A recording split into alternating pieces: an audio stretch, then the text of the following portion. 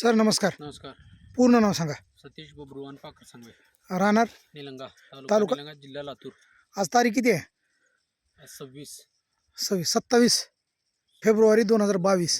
या दिवशी आपण आपल्या कांद्याच्या प्लॉटमध्ये होतो, बरोबर आहे का? हां. हा कांदा तुम्ही लावलेला आहे. हां. या कांद्याला तुम्ही ग्रीन पॅन्ट कंपनी सेंद्रिय खत वापरलेत. हो. काय काय वापरलं जरा सांगा बरं. ग्रो यश आधी बीज प्रक्रियेला एसटी लावलं होतं हां. रोपाला. हां. नंतर ग्रो नायट्रोकिंग. ग्रो नायट्रोकिंग. हम्म.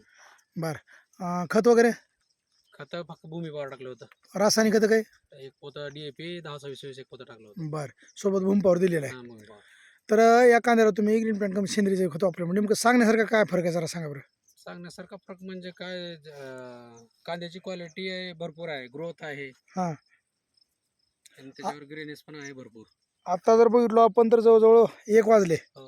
म्हणजे दुपारचं भर दुपारी आपण हां, भर आहोत. दुपारी. तरी कांद्याचा कलर जर बघितलं तर एकदम हिरवा आहे. डार्क आहे. हां. आणि सगळ्यात महत्त्वाचं तुम्ही मल्चिंग पेपरवर कांदा केलेला आहे, मल्चिंगवर. बरोबर आहे? हो. किती बाय कितीवर लावलेलं काय सांगता येईल का?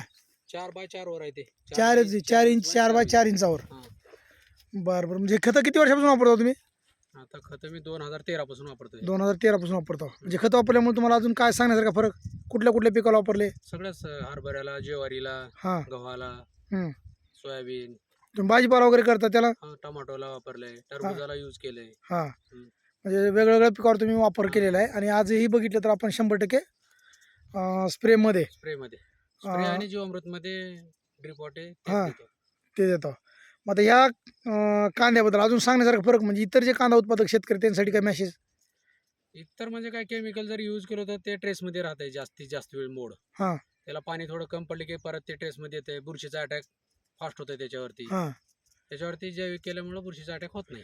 बघा लवकर सगळ्यात होत नाही. सगळ्यात महत्त्वाचं या ठिकाणी जर तुम्हाला दुसरा प्रश्न विचारायचा असा की बाबा इतर शेतकरी मल्चिंगवर कांदा म्हणजे पहिलीच वेळ आहे बघा, पहिली वेळ. बरोबर आमच्या बघण्यामध्ये.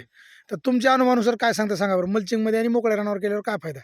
मोकळ्या रानावर केल्यावर जास्तीत जास्त अटॅक होतो बुरशीचा हां. आणि पाण्याचं बाष्पीभवन फास्ट होत आहे. हां. मल्चिंगमध्ये असल्यामुळे पाण्याचं बाष्पीभवन होत नाही, कमी पाण्यामध्ये कांदा निघतो. कमी पाण्यामध्ये कांदा निघतो. आता किती दिवसाचा कांदा आहे काय सांगता येईल?